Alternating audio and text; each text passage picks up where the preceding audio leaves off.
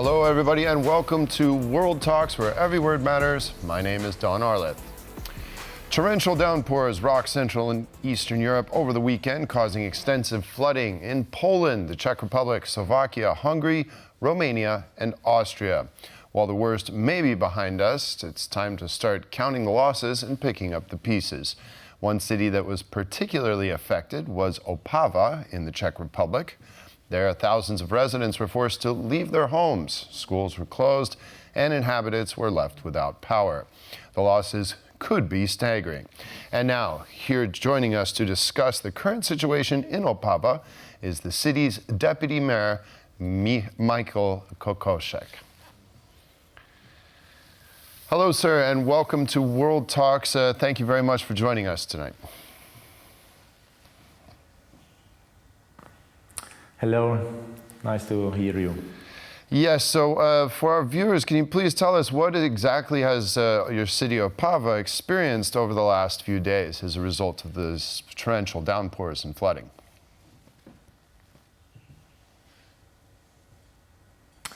Unfortunately, we have very big and high water. The floods comes too early, let's say, for us, yeah.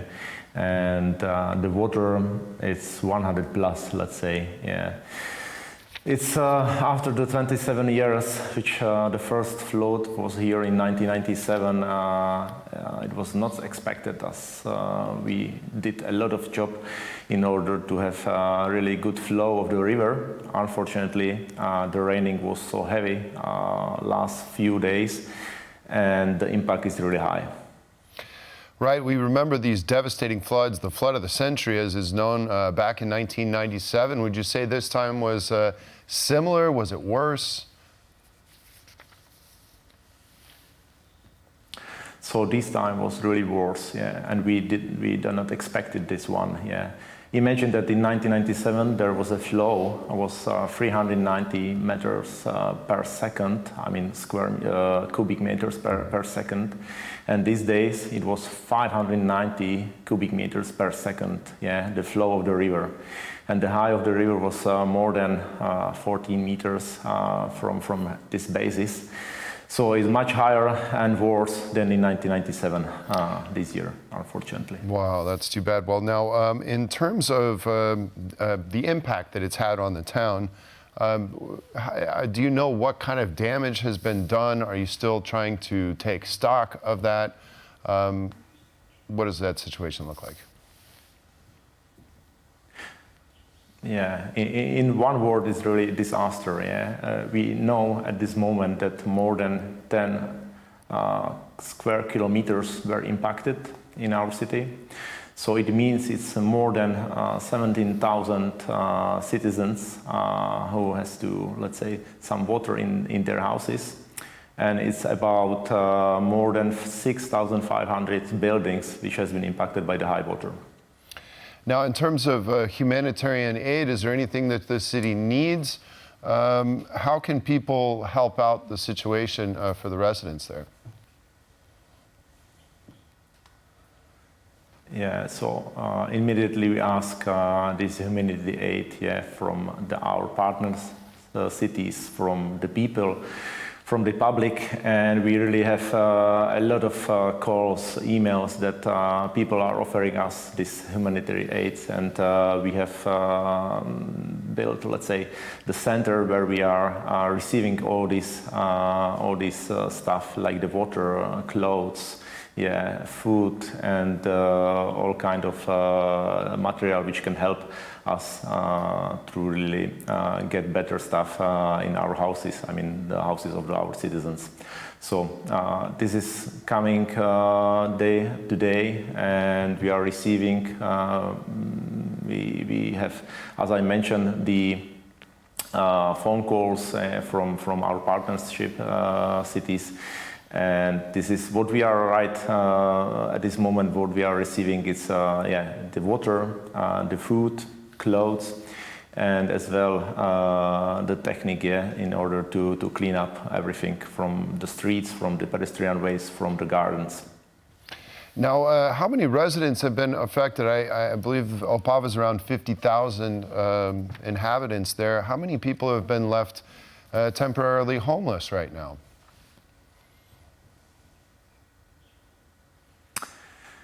Yeah, we have about 55,000 citizens, and by the water, as I mentioned, about 17,000 has been impacted. It means that they have the water in their gardens, in their flats, in their buildings, and about more than 2,000 people has left their flats, their apartments.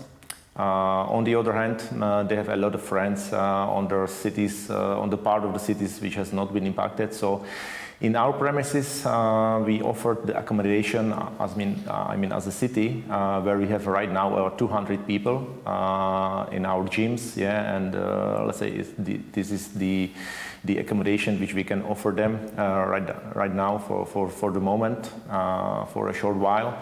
And the rest are in their friends, in their parents, so simply in another buildings right now. And at this moment, the water is coming back to its river. So they are coming back to their flats, to their apartments, to their buildings, and they are starting cleaning simply the houses. Yeah. Now, so more than 2,000 people has to left on Saturday and Sunday. And now, this is a discussion we're also having here in Poland, of course, trying to estimate exactly how much damage has been done and exactly how much the government will participate in assisting and providing financial aid and whatnot. How is that discussion going in the Czech Republic, and do you know what the assistance will be from the government?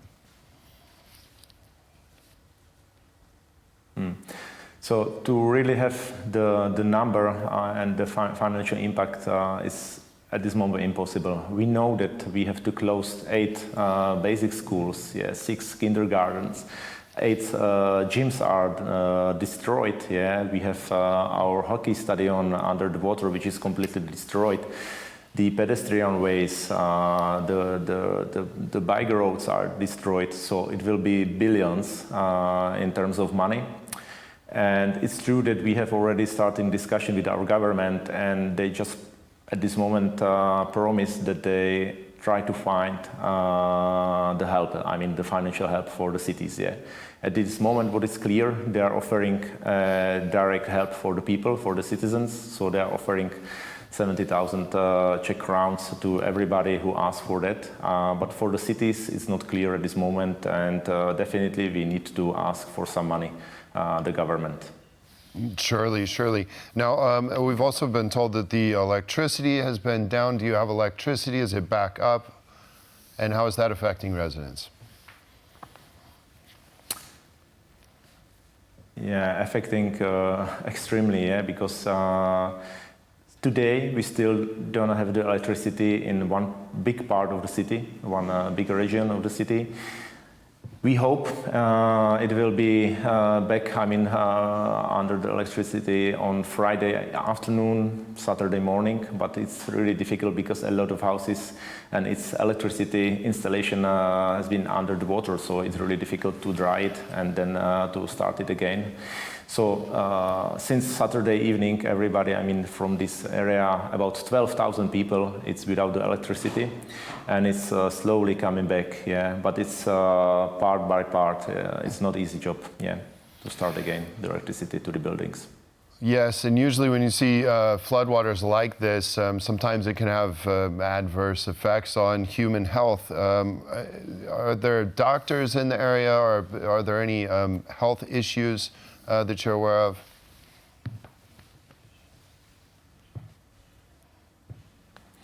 Yeah, fortunately, we have not any dead people. So fortunately, we have some small issues, coming from the panic, let's say, but not so big, and so we are not impacted on the health.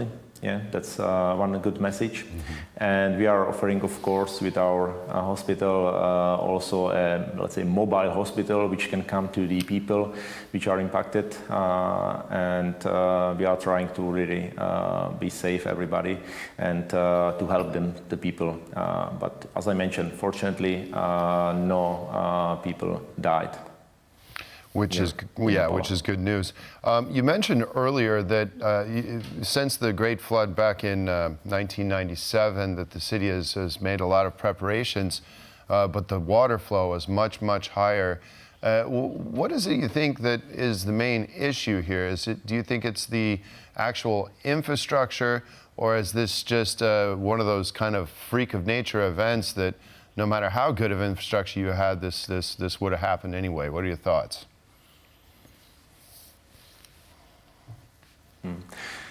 I think from my point of view, there are two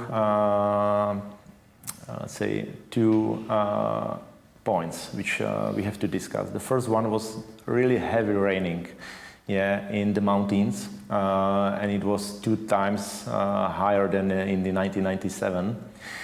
And the second point is really we are missing a dam on the Opava River, which we are talking about it about 20 years, maybe more than 20 years, and unfortunately the dam is not here. And this is from almost everybody the reason why we had such floods here. Right, so do you think certain preparations will have to be made after reconstruction to prevent something like this happening again? We see these torrential downpours more frequently, it seems, lately.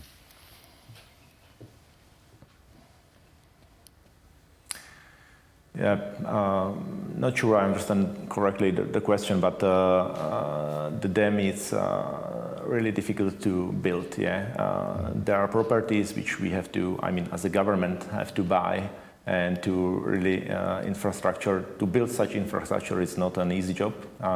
It's something which costs so much money, but definitely now this disaster and the financial impact is much more higher than the cost of the dam. So difficult to speak about it. As I mentioned, we are starting, or we already started the discussion. The government and the people started the discussion about this dam 20 years ago, and since then there is no dam on the Opava River, and that's the reason, unfortunately. Yeah. Well, I think we're going to have similar discussions in Poland. I'd like to ask you if there's any cross-border actions right now. Are you guys dealing with Poles in any capacity? Are Czechs dealing with Poles in helping for some of this relief?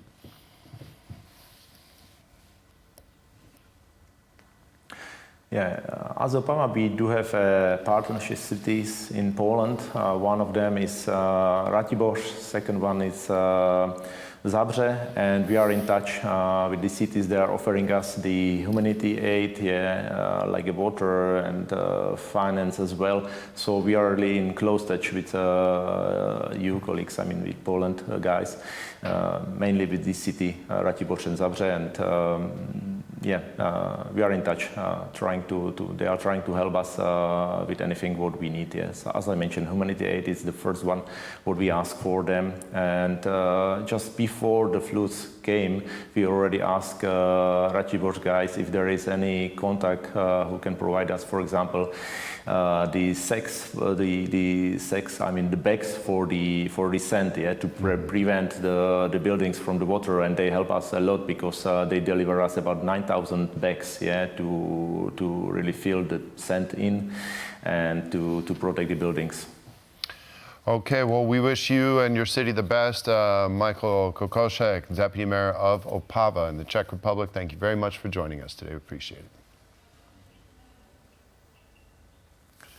Thank you very much, and thank you also our colleagues from Poland for the support. And that concludes this edition of World Talks. Thank you for joining us, and stay with us for more here on TVP World.